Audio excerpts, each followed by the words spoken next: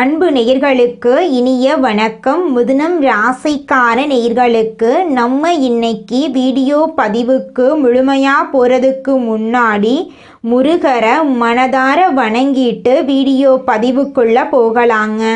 ஓ முருகா போற்றி, ஓ முருகா போற்றி, ஓ முருகா போற்றி, எனக்காக்கும் முருகனே போற்றி. நல்லதே நடக்கும், நல்லது மட்டும்தான் நடக்கும். நம்முடைய மிதுனம் ராசிக்காரங்களை பொறுத்த வரைக்கும் இவங்க எப்போதுமே புதிய விஷயங்களை கற்றுக்கொள்ள விரும்புவாங்க. இவங்களை பொறுத்த வரைக்கும் தான் மட்டும் நல்லா இருக்கணும் அப்படிங்கிற சுயநலம் கிடையாதுங்க. தன்னை சுற்றி இருக்கிற எல்லாருமே நல்லா இருக்கணும் அப்படிங்கிற பொதுநல குணத்தோடு இவங்க வாழ்ந்துக்கிட்டு இருக்காங்க. சமுதாயத்தில் ஒரு மாற்றத்தை கொண்டு வரணும் அப்படிங்கிறதுக்காக இரவு பகல் உறங்காமல் உழைச்சிக்கிட்டே இருப்பாங்க. உரி விலகாத அம்பு போல குறிக்கோள் தவறாமல் இவங்க வாழ்ந்துக்கிட்டு இருக்காங்க. தாயை போல அன்பு உள்ளம் கொண்டவங்களாம் இவங்க இருக்காங்க. இவ்வளவு அருமையான நற்குணங்களை கொண்ட மிதுனம் ராசிக்கார அன்பர்களே, எல்லாரும் சந்தோஷமா இருக்கீங்களா? ஏங்கம்மா நீங்கள் வேற எங்களை பார்த்து இப்படி ஒரு கேள்வி கேட்குறீங்களே, எங்கள் வாழ்க்கையை பார்த்தா சந்தோஷமாக இருக்கிற மாதிரியா உங்களுக்கு தெரியுது? நாங்கள் ஒவ்வொரு நாளும் கண்ணீர் சிந்தி வாழ்ந்துக்கிட்டு இருக்கோம் அப்படின்னு உங்கள் மனசில் நினைக்கிறது புரியுதுங்க மிதுனம் ராசிக்காரர்களே. உங்கள் வாழ்க்கையில் இனி வரக்கூடிய காலங்களில் துன்பம் அப்படிங்கிற பேச்சுக்கெல்லாம் துளி கூட இடம் கிடையாதுங்க. நீங்கள் சந்தோஷமான ஆரோக்கியமான வாழ்க்கையை இனி வரக்கூடிய காலங்களில் வாழ போறீங்க. உங்களுடைய உடல்நிலை ஆரோக்கியமாக இருக்க போகுது. குடும்பத்தில் இது நாள் வரைக்கும் இருந்த அனைத்து பிரச்சனைகளுக்கும் தீர்வு கிடைக்க போகுது. உங்களுடைய மனக்கவலை காணல் நீராக மறைய போகுது. உங்களுடைய ஆசைகளும் கனவுகளும் நிறைவேற போகுது. படித்து முடிச்சுட்டு வேலை தேடிட்டு இருக்கிறவங்களுக்கு படிப்புக்கேற்ற வேலை கிடைக்க போகுது. திருமணம் ஆகாதவங்களுக்கு திருமண தடை நீங்கி உங்களுக்கேற்ற சரியான வாழ்க்கை துணையோடு உங்களுக்கு திருமணம் நடக்க போகுதுங்க. குழந்தை பாக்கியம் இல்லாதவர்களுக்கு குழந்தை பாக்கியம் கிடைக்க போகுதுங்க. பூர்வீக சொத்து ரீதியாக இருந்த அனைத்து பிரச்சனைகளுக்கும் தீர்வு கிடைக்க போகுதுங்க. உங்க வாழ்க்கையில சந்தோஷம் நிலைச்சிருக்க போகுதுங்க. உங்க வாழ்க்கையில இது நாள் வரைக்கும் இருந்த அனைத்து பிரச்சனைகளுக்கும் படிப்படியா தீர்வு கிடைக்க போகுதுங்க. ஜோதிட சாஸ்திரத்துல 3வது அமைந்துள்ள ராசி தாங்க நம்மளோட மிதுனம் ராசி. நம்மளோட மிதுனம் ராசிக்காரங்க தைரியசாலியா இருப்பாங்க. மிதுனம் ராசியனுடைய அதிபதியின் புதன் பகவானுங்க. மிதுனம் ராசியில் இருக்கக்கூடிய நட்சத்திரம் யாராருன்னு பார்த்தீங்கன்னா மிருகசீரிசம் 3, 4ஆம் பாதங்க, திருவாதிரை, புனர்பூசம் 1, 2, 3ஆம் பாதம். இவங்க எல்லாரும் நம்மளோட மிதுனம் ராசியில இருக்கக்கூடிய நட்சத்திரங்க. புதன் பகவான் மிதுனம் ராசியை ஆட்சி செய்கிறாருங்க. நம்மளோட மிதுனம் ராசிக்காரங்களுக்கு நட்பு ராசியா இருக்கக்கூடியவங்க யாராருன்னு பார்த்தீங்கன்னா ரிஷபம், கன்னி, துலாம். இவங்க எல்லாரும் நம்மளோட மிதுனம் ராசிக்காரங்களுக்கு நட்பு ராசியா இருக்காங்க. மிதுனம் ராசிக்காரங்க வாழ்க்கையில எவ்வளவு கஷ்டம் வந்தாலும் தைரியத்தை விட மாட்டாங்க. முயற்சி பண்ணிக்கிட்டே இருப்பாங்க. அடுத்தவங்க செய்ய முடியாதுன்னு ஒதுக்கி வச்ச காரியத்தை கூட அழகா திட்டம் தீட்டி அந்த காரியத்துல வெற்றி அடையக்கூடியவங்களா இருப்பாங்க. நம்மளோட மிதுனம் ராசிக்காரங்க எப்போதுமே சுறுசுறுப்பா இருப்பாங்க. மீன் போன்ற அழகிய கண்களை கொண்டவங்களா இவங்க இருப்பாங்க. இவங்களுக்கு சோம்பேறித்தனம் சுத்தமா கிடையாதுங்க. நம்மளுடைய சனி பகவான் நீதிமான், தன் நிலையிலிருந்து பின்வாங்காதவர். சனி வக்ரமாகி நவம்பர் இறுதியில் வக்ர நிவர்த்தி அடைகிறாருங்க. இந்த இடைப்பட்ட காலத்தில் சனி பகவான் ஒரு குருவாக இருந்து நேர்மையாக பொறுமையாக இருக்க வேண்டும் அப்படின்னு நம்மளுக்கு உணர்த்தறாருங்க. மிதுனம் ராசிக்காரங்க இதனால் வரைக்கும் அனுபவித்த வேதனைகள் துன்பங்களுக்கு ஒரு முடிவான காலம் இந்த காலமாக இருக்கு. சனி பகவான் பாக்ய சனியாக பலன் தந்து கர்ம சனியாக இருந்த நிலை மாறி வக்ர நிவர்த்தி அடைகிறார். இதன் மூலம் பயமில்லாமல் நிம்மதியாக வாழலாம். குரு பகவான் மிதுனத்திலிருந்து கடகத்துக்கு அதிசாரமாக நகர்ந்துள்ளார். இந்த இடைப்பட்ட காலத்தில் வாழ்க்கை பாடங்களை புகட்டி மீண்டும் மிதுனத்துக்கு வரப்போறாருங்க. அதனால கவனமாகவும் பொறுமையாகவும் இருக்க வேண்டுங்க. பிறருடைய பண சம்பந்தப்பட்ட விஷயங்களில் தலையிடாமல் இருக்கிறது நல்லது. ஜாமீன் கையெழுத்து போடுவது, அறிமுகம் இல்லாதவங்களுக்கு பண உதவி செய்வது போன்றவற்றை தவிர்க்கணுங்க.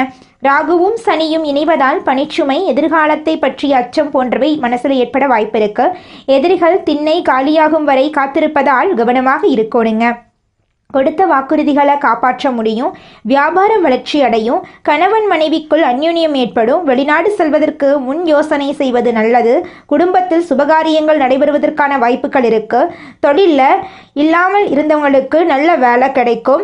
சனி பகவான் தரும் பாடம் ஒரு அற்புதமான பலனை தரும். தன்னை உணர்த்துகின்ற ஒரு அருமையான சந்தர்ப்பத்தை சனி பகவான் உங்களுக்கு தரப்போகிறார். தொழில் ரீதியாகவும் மன ரீதியாகவும் ஒரு பெரிய மாற்றத்தை ஏற்படுத்துங்க. உங்கள் வாழ்க்கையில் இந்த மாத இறுதியில் நீங்கள் செய்யக்கூடிய பரிகாரம் என்ன பார்த்தீங்கன்னா, காவிரியில் நீராடி கதிரவனை வழிபடுவதன் மூலமாக புண்ணியம் பெறலாங்க. திருத்தணி அருகிலுள்ள பாத சனீஸ்வரர் ஆலயத்தில் சனீஸ்வர பகவானுக்கு எல் தீபம் ஏற்றி வழிபடுவது உங்கள் வாழ்க்கையில் இருக்கக்கூடிய துன்பங்களை காணாமல் போக வச்சிருங்க. உங்களுடைய எண்ணம் போல உங்கள் வாழ்க்கையில் நல்லது மட்டும்தாங்க நடக்கும். கெட்டதுங்கிற பேச்சுக்கு துளி கூட இடம் கிடையாதுங்க. தனது புத்தி சாதுரியத்தால் காரியங்களை சாதித்து கொள்ளும் திறமையுடைய மிதுனம் ராசியினரே, இந்த மாதம் மனசில் இருந்த கவலைகள் நீங்கி தைரியம் உண்டாகும். எதிலும் லாபத்தை பார்க்க முடியுங்க.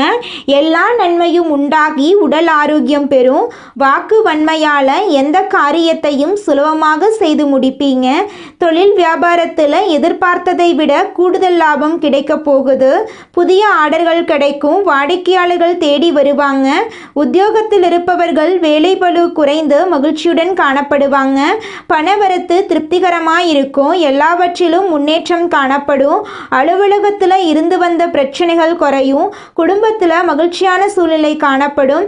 கணவன் மனைவிக்கிடையே நெருக்கம் அதிகரிக்கும். குழந்தைகள் எதிர்கால நலனில் அக்கறை காட்டுவீங்க. நண்பர்கள் உறவினர்கள் மூலம் தேவையான உதவி கிடைக்கும். வழக்குகளில் சாதகமான நிலை காணப்படும். எதிர்ப்புகள் விலகும்.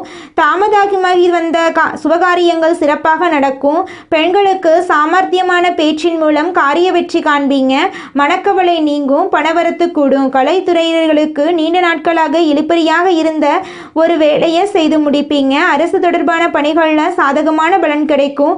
எண்ணிய காரியங்கள் கைகூடும். சூழ்நிலைகள் உருவாகும். அரசியல் துறையினர்களுக்கு ஆலோசனையில் ஈடுபடுவீங்க. தேவையான நிதியுதவி கிடைக்க வாய்ப்பு இருக்கு. பணிசுமை குறைந்து காணப்படும். நிலுவையில் இருந்த பணம் கிடைக்கும். மேலிடத்துக்கு தேவையானவற்றை செய்து கொடுத்து அவங்களோட நன்மதிப்பை பெறுவீங்க. மாணவர்களுக்கு கல்வியில் எதிர்பார்க்கும் வெற்றி கிடைக்க பாடுபடுவீங்க. எதிலும் முன்னேற்றம் உண்டாகும். உங்களுடைய ஆசைகளும் கனவுகளும் நிறைவேறக்கூடிய மாதமாக உங்களுக்கு இந்த மாதம் அமைஞ்சிருக்குதுங்க. உங்களை வேண்டான்னு உதறி தள்ளிட்டு போன உங்களுடைய சொந்த பந்தங்கள் எல்லாருமே இனி வரக்கூடிய காலங்களில் உங்களை தேடி வரப்போகிறாங்க. உங்களுடைய குடும்பத்தில் சுபகாரியங்கள் அடுக்கடுக்காக நடக்க போகுதுங்க. உங்களுடைய ஆசைகளும் கனவுகளும் நிறைவேறக்கூடிய மாதமாக உங்களுக்கு இந்த மாதம் அமைஞ்சிருக்குதுங்க. குலதெய்வம் எங்கேயோ இருக்குது, என்னமோ இருக்குது அப்படிலாம் நீங்கள் நினைக்க வேண்டாங்க. நீங்கள் எங்கிருந்தாலும் ஒரு தீபம் ஏற்றி வச்சு அந்த தீப ஒளியில் தெய்வங்கள் இருக்கிறாங்க அப்படின்னு நினச்சி வழிபாடு செய்யுங்க. குலதெய்வமே தெரியாவிட்டாலும் வீட்டில் தீபம் ஏற்றி வச்சு ஏதாவது ஒரு நல்ல நாளில் குலதெய்வத்தை நினச்சி வழிபாடு செய்யுங்க. குலதெய்வ வழிபாடு குலம் காக்குங்க. குலம் தலைக்கும். முதல்ல குலதெய்வம், அப்புறம் இஷ்டப்பட்ட தெய்வம், அப்புறம் உங்களுக்கு விருப்பப்பட்ட தெய்வங்க. எந்த கோயிலுக்கு போனாலும் என்ன பண்ணாலும் ஏற்றமில்லை அப்படின்னு நீங்கள் சொல்லுவீங்க. தினமும் எந்திரிச்ச உடனே சூரிய பகவானை நமஸ்காரம் பண்ணுங்க. அவங்களுடைய அனுகிரகம் இருந்தா போதும். மற்ற கிரகங்கள் எல்லாம் சாதகமா இல்லைனா கூட பரவாயில்ல. அந்த சூரியனுடைய பிரகாசம் உங்க வாழ்க்கையவே பிரகாசமா மாத்திருங்க. அந்த வெளிச்சம் உங்களை வந்து சேருங்க. உங்க வாழ்க்கையில் இருக்கக்கூடிய கண்ணீரெல்லாம் கரைஞ்சு போயிருங்க. அடுத்ததாக நம்முடைய மிதுனம் ராசியில் இருக்கக்கூடிய ஒவ்வொரு நட்சத்திரக்காரர்களுக்கும் இந்த மாதம் எப்படி இருக்குன்னு பார்க்கலாங்க. நம்முடைய மிதுனம் ராசியில் இருக்கக்கூடிய முதல் நட்சத்திரம் மிருகசீரிசம். உங்களுக்கு இந்த மாதம் எப்படி இருக்குன்னு பார்க்கலாங்க. இந்த மாதம் குடும்பத்தில் மகிழ்ச்சி ஏற்படும். முயற்சிகளில் சாதகமான பலன் கிடைக்கும். பணம் சேரும். மற்றவர்கள் செய்ய தயங்கும் வேலையை செய்து முடித்து பாராட்டு கிடைக்க பெறுவீங்க. எண்ணியபடி செயல்களை செய்து காரிய வெற்றி காண்பீங்க. நண்பர்கள் மூலம் உதவிகள் கிடைக்கும். உங்களை வேண்டான்னு உதறி தள்ளிட்டு போன சொந்த பந்தங்கள் எல்லாருமே இனி வரக்கூடிய காலங்களில் உங்களை தேடி வர போகிறாங்க. திருமணம் ஆகாதவர்களுக்கு திருமணம் நடக்க போகுதுங்க. குழந்தை பாக்கியம் இல்லாதவர்களுக்கு குழந்தை பாக்கியம் கிடைக்க போகுதுங்க. பூர்வீக சொத்து ரீதியாக இருந்த அனைத்து பிரச்சனைகளுக்கும் தீர்வு கிடைக்க போகுதுங்க. உங்களுக்கு வரவேண்டிய பூர்வீக சொத்து உங்கள் கையில் வந்து சேரப்போகுதுங்க. நட்புக்கு நீங்கள் முக்கியத்துவம் தரக்கூடியவங்களாக இருக்க போகிறீங்க. அதே நேரத்தில் நண்பனுக்காக உயிரை கொடுக்க கூட நீங்கள் தயங்க மாட்டீங்க. அடுத்ததாக நம்முடைய மிதுனம் ராசியில் இருக்கக்கூடிய நட்சத்திரம் திருவாதிரை. உங்களுக்கு இந்த மாதம் எப்படி இருக்குன்னு பார்க்கலாங்க. இந்த மாதம் ஆன்மீக பணிகளில் ஈடுபாடு அதிகரிக்கும். விரும்பிய பொருட்களை வாங்கி மகிழ்வீங்க. திருமண முயற்சிகளில் சாதகமான பலன் கிடைக்கும். தொழில் வியாபாரத்தில் இருந்த இடையூறுகள் நீங்கும். வியாபார வளர்ச்சி பற்றிய சிந்தனை எழும். உங்களுடைய குடும்பத்தில் சுபகாரியங்கள் நடக்க போகுது. உங்களுடைய ஆசைகளும் கனவுகளும் நிறைவேற போகுது.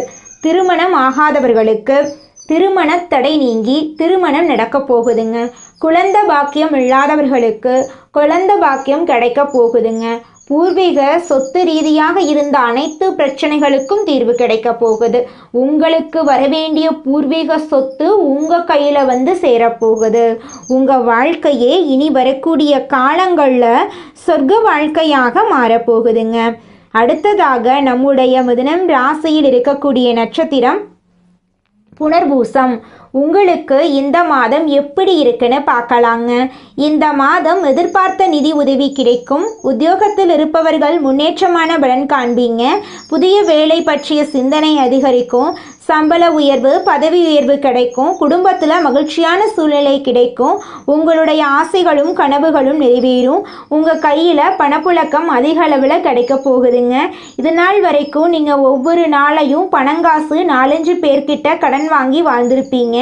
ஆனால் இனி வரக்கூடிய காலங்களில் நீங்கள் 4-5 பேருக்கு பணங்காசு கடன் கொடுக்கக்கூடிய அளவுக்கு செல்வாக்கில் உயர்ந்த இடத்துக்கு போக போகிறீங்க. உங்களை வேண்டான்னு சொல்லிட்டு போன சொந்த பந்தங்கள் எல்லோருமே இனி வரக்கூடிய காலங்களில் உங்களை தேடி வர போகிறாங்க.